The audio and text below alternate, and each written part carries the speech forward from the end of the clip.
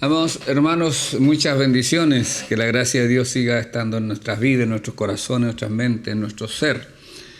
Vamos a abrir la escritura una vez más. La semana pasada la leímos completa, pero el texto que no alcanzamos en definitiva a terminar el libro de la carta del apóstol Pablo a los tesalonicenses, su primera carta. Y voy a leer del 12 nuevamente, aunque solamente vamos a meditar en él desde el 20. Os rogamos, hermanos, que reconozcáis a los que trabajan entre vosotros y os presiden el Señor y os amonestan, y que los tengáis en mucha estima y amor por causa de su obra. Tened paz entre vosotros. También os rogamos, hermanos, que amonestéis a los ociosos, que alentéis a los de poco ánimo, que sostengáis a los débiles, que seáis pacientes para con todos. Mirad que ninguno pague a otro mal por mal, antes seguid siempre lo bueno, unos para con otros y para con todos. Estad siempre gozosos, orad sin cesar, dad gracias en todo, porque esta es la voluntad de Dios para con vosotros en Cristo Jesús. No apaguéis al espíritu, no menospreciéis las profecías, examinadlo todo, retened lo bueno. Absteneos de toda especie de mal, y el mismo Dios de paz os santifique por completo, y todo vuestro ser, espíritu, alma y cuerpo, sean guardados irreprensibles para la venida de nuestro Señor Jesucristo. Fiel el que os llama, el cual también lo hará. Hermanos, orad por nosotros. Saludad a todos los hermanos con ósculo santo. Os conjuro por el Señor que esta carta se lea a todos los santos hermanos. La gracia de nuestro Señor Jesucristo sea con vosotros. Amén. Padre querido, gracias una vez más por poder leer la Escritura, por poder abrir este libro maravilloso, Padre, y querer aprender de él, Padre. Danos claridad y danos entendimiento en el nombre de Jesús. Amén y amén. La semana pasada hablamos, ¿no es cierto?, cómo Pablo está terminando esta carta, rogando a los hermanos que reconocieran a los que ejercen liderazgo en las iglesias, a los pastores, los líderes, que esa gente, ¿no es cierto?, presiden, trabajan y los amonestan, y que había que tenerlo en mucha estima por amor de su obra. Después Pablo dijo que debíamos tener paz los unos con los otros, que había que amonestar a los ociosos, que había que sostener a los débiles, alentar a los de poco ánimo, pero por sobre todo ser paciente para con todos. Ahora Pablo dice, mirad que ninguno pague a otro mal por mal, la venganza no debe estar en los cristianos. Pero antes de eso hay que seguir lo bueno unos para con otros y para con todos.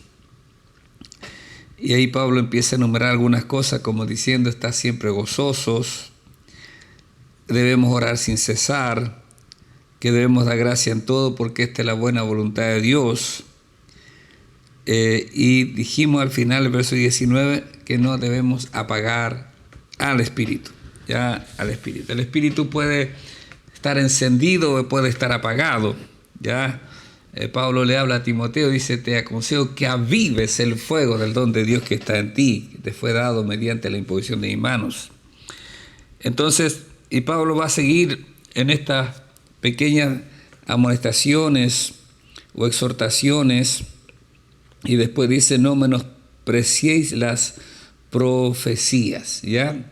Creemos que Dios sigue hablando, ¿ya? Si bien es cierto, la revelación de la salvación y todo está totalmente acabado, yo creo que Dios sigue hablando, ¿no es cierto? Y la voz profética se deja oír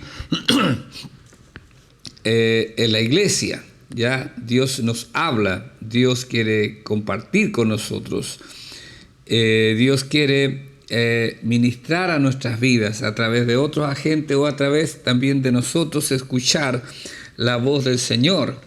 Cuando escuchamos la voz de Dios y Dios hablando y la compartimos, se convierte eso en un asunto profético, ¿ya?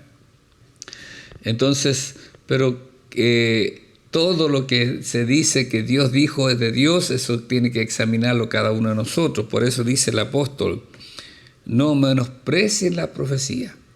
O sea, ténganla ahí, ¿no es cierto?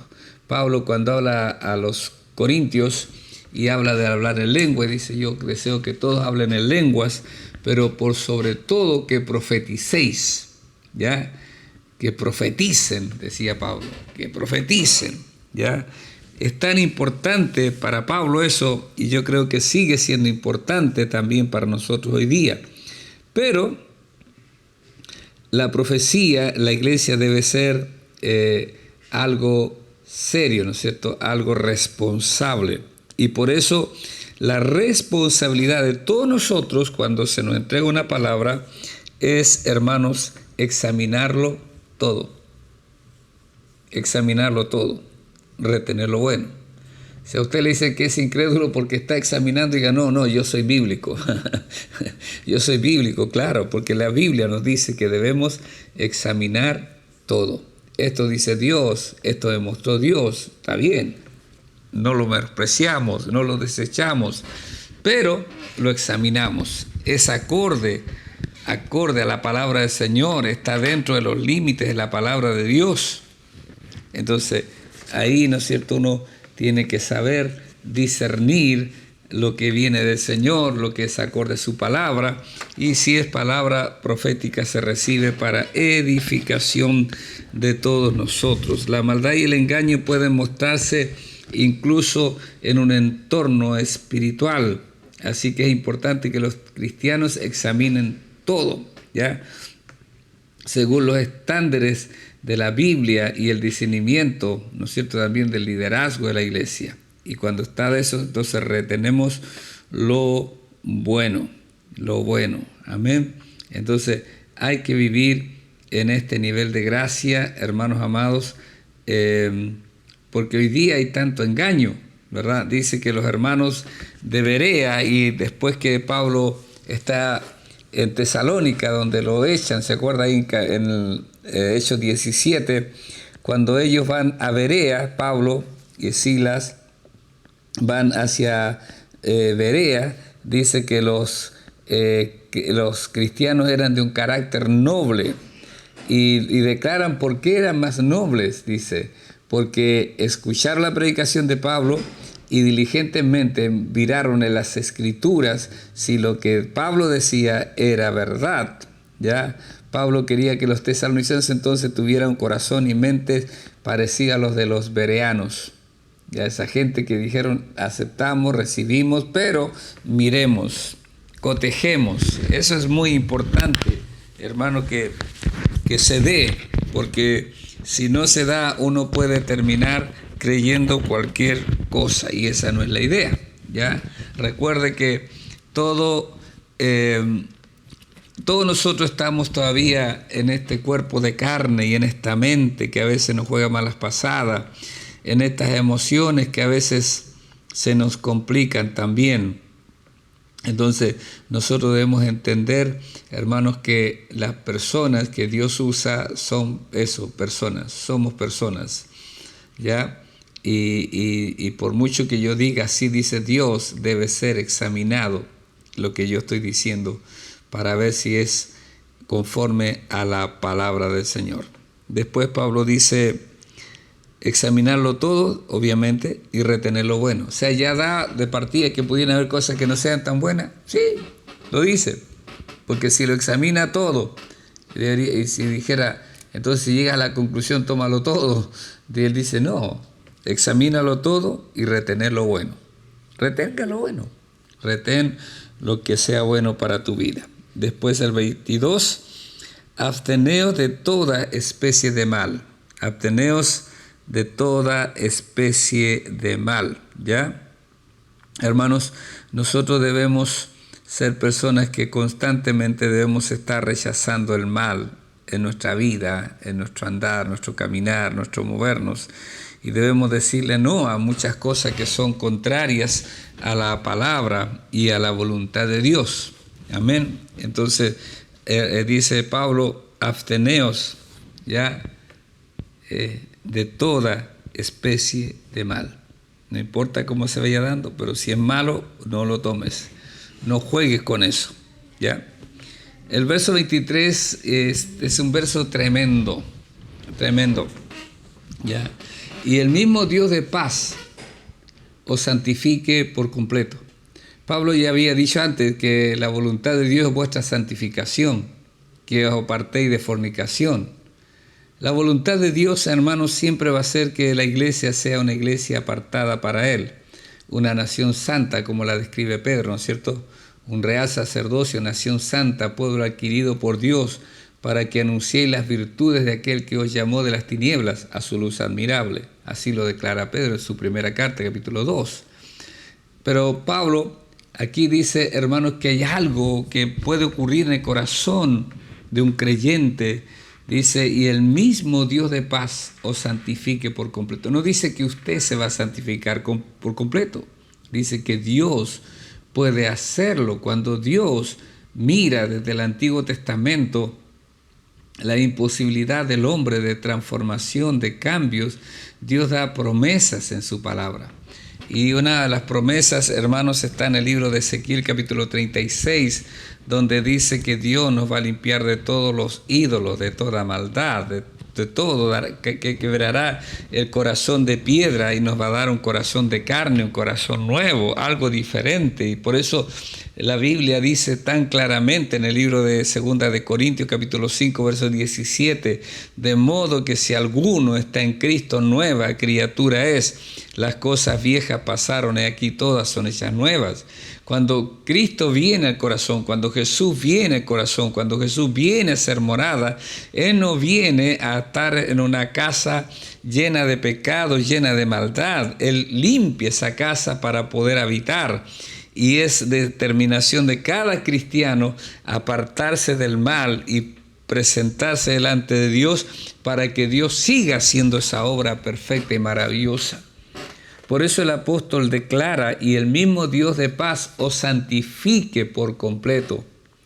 Y todo vuestro ser, dice, espíritu, alma y cuerpo. Y aquí Pablo nos dice que el ser humano es un ser tripartito, ¿no es cierto? Donde existe el cuerpo, el alma y el espíritu. ¿Ya? Ahí lo declara Pablo. Si bien es cierto, no son tanto los textos que habla de esto, pero creemos que esto es fiel y verdadero. Ahora, hermanos, el espíritu es la parte más elevada y distintiva del ser humano, ¿ya? Y es la que nos permite relacionarnos con Dios. Por eso cuando dice el libro de Efesios capítulo 2, creo que es, y dice, vosotros estabais muertos en vuestros delitos y pecados, es porque estábamos muertos, hermano, en el sentido que no teníamos relación con Dios en nuestro espíritu, porque el espíritu fue dado para tener relación con Dios y para dar vida al alma. El alma, hermanos, es la capacidad que tenemos de relacionarnos con el mundo exterior. Y el alma ocupa el cuerpo como un vehículo donde se avanza, ¿no es cierto? Por eso cuando muere el cuerpo, muere solo el cuerpo, pero el alma y el espíritu siguen vivos. Porque Dios dice que, creo que Job dice, Dios puso eternidad en el corazón del hombre, ¿ya? Entonces, el alma está ahí y el cuerpo, obviamente, todos sabemos lo que es el cuerpo, que se va desgastando. Por eso Pablo también habla ahí en 2 de Corintios y dice que aunque nuestro hombre exterior, este cuerpo, se va desgastando, no obstante el interior, el hombre nuevo, el que ha nacido de nuevo, se va renovando en plenitud de gloria. Eso es maravilloso. Pero vuelvo al texto de Pablo. Y el mismo Dios de paz os santifique por completo. ¿Qué es completo? Todo tu ser, que es todo mi ser, mi espíritu, mi alma y mi cuerpo sean guardados irreprensibles para la venida de nuestro Señor Jesucristo. La promesa está. Deuteronomio 36 dice que circuncidará Jehová, vuestro Dios, el prepucio de vuestro corazón. El prepucio de vuestro corazón. Habrá una marca distintiva, y una marca distintiva del pueblo de Dios debe ser la vida santa, la vida pura, la vida apartada, la vida diferente. Por eso Pablo, hablando a 2 de Timoteo, dice, Señor, conoce el Señor a los que son suyos. Y dice, tiene este sello, apártese de iniquidad todo aquel que invoca el nombre del Señor. Aleluya. Eso es lo que Dios quiere. Siempre ha querido de su pueblo, hermano. No quiere otra cosa. Dios quiere Hermanos, que así sea en nuestras vidas, en nuestros corazones. Pero el fundamento de Dios está firme, teniendo este sello: conoce, Señor, a los que son suyos, y apártese de iniquidad todo aquel que invoca el nombre de Cristo. Eso sale en 2 de Timoteo capítulo 2, verso 19. Hay una obra más profunda que Dios quiere hacer. Indudablemente, Dios no nos salvó para que sigamos pecando hasta el último suspiro de nuestra vida. Dios nos salvó, nos libró de los pecados, que librado de nuestros enemigos sin temor le serviríamos. Creo que profetiza, no sé si es María o Zacarías, el papá de Juan el Bautista. No estoy seguro quién profetizó eso en este momento. Ahora, como para usted y para mí, vivir en este nivel de ser irreprensibles totalmente parece sacado de un libro de cuentos, la Escritura dice claramente, el verso 24, fiel es el que os llama, el cual también lo hará. ¿Quién es Dios fiel? ¿Quién es fiel? Dios. Él nos llamó, Él nos atrajo a su presencia. Él nos trasladó de la potestad de las tinieblas al reino, el amado Hijo de Dios. De su plenitud de Jesús tomamos todo, gracia sobre gracia. Colosense Pablo dice, ustedes están completos en Cristo. Y estar completo no significa estar lleno de pecado, significa estar apartado para la gloria de Dios, disfrutando las delicias del siglo venidero. En Cristo, todo es en Cristo, todo. Si usted lee el libro de Efesios, ahí va a decir todo lo que usted es en Cristo. En Cristo somos santificados, en Cristo tenemos herencia, en Cristo hemos sido adoptados, en Cristo hemos sido... Todo está en Jesús, todo está en Él. Y la santificación, ese poder extraordinario que puede llevarnos más allá de donde estamos, también está en Cristo. Fiel es el que os llama, el cual también lo hará. ¿Qué nivel, hermanos amados, marca Dios para nosotros? ¿Qué nivel Dios dice, este es mi nivel para ti, este es mi nivel? ¿Cuál será ese? Usted tiene que descubrirlo. La Escritura dice que el nivel de Dios es que seamos irreprensibles, que Él nos santifique por completo y todo nuestro ser, espíritu, alma y cuerpo sea guardado irreprensible hasta la venida de nuestro Señor. Fiel es el que os llama, el cual también lo hará.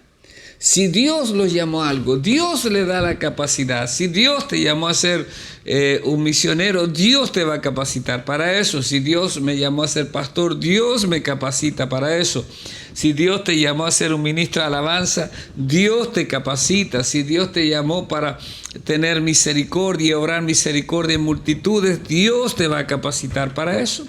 Pero si Dios nos llamó a vivir en santidad, Dios es el que también nos capacita para eso. Por eso nuestra vida está escondida en Cristo Jesús nuestro Señor. Hermanos, dice Pablo, hermanos, orad por nosotros. Qué importante es lo que dice el apóstol. Qué potente es lo que el apóstol dice. Hermanos, orad por nosotros. ¿Cómo si es el apóstol el que estuvo en el tercer cielo? Pero él necesitaba de la iglesia, él necesitaba del cuerpo de Cristo. Y él dice, oren por favor por nosotros. Saludad a todos los santos con ósculo santo, a los hermanos, con ósculo santo.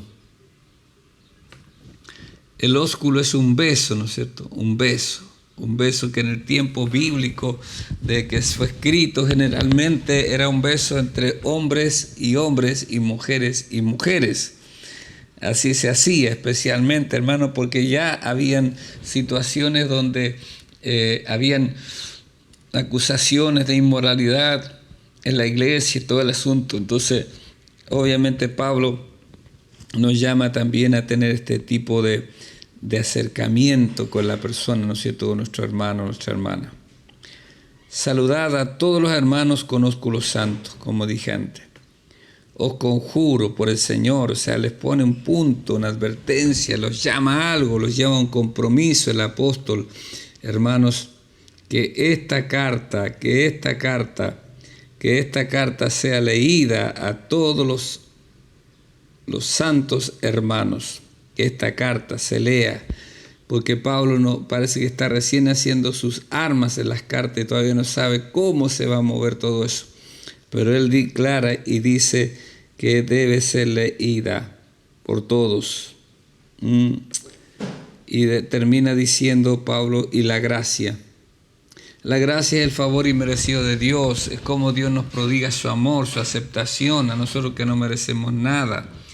Gracia significa que le agradamos y que todas las razones están en Él. Gracia significa que podemos dejar de trabajar por su amor y empezar a recibirlo.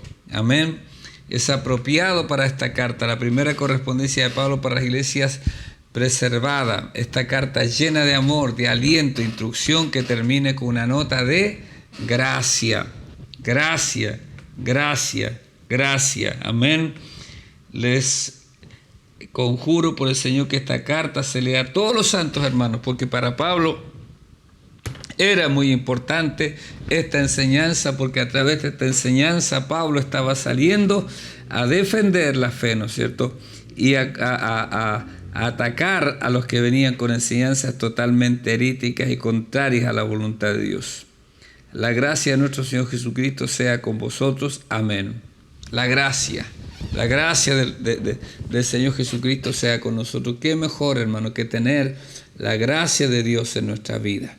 El Señor nos bendice y, hermano, estamos así terminando esta hermosísima carta del apóstol. A mí me ha impactado muchísimo estudiar esta carta para compartirla con ustedes, porque veo una iglesia tan nueva, tan jovencita, tan niña, diría yo, hermanos, recién caminando, pero cómo se fueron afianzando y fortaleciendo. Como el apóstol también, con todo lo que significaba esos años, caminar, viajar, iba poniendo fundamentos tan sólidos. Y eso es extraordinario, cómo él lo pudo hacer, cómo él se pudo mover en ese nivel de gracia, de bondad, de amor y misericordia. Por ello damos gracias a Dios y aceptamos lo que Él quiere de nuestras vidas. Si Él quiere que seamos santos, santos tenemos que ser, apartados de mal. Señor bueno, te amamos, te adoramos y exaltamos tu nombre. Te suplicamos, Dios, que te quede junto a nosotros, que nos guarde, nos ilumine, nos sostenga, nos inspire, nos renueve y haga resplandecer su rostro sobre nuestras vidas. Te amamos y te honramos a ti en el nombre de Jesús. Amén y amén. Dios les bendice, amados hermanos. En unos miércoles más estaremos dando inicio a otro ciclo que será la segunda carta del apóstol Pablo a la iglesia de los tesalonicenses. Un abrazo grande, Dios les bendice.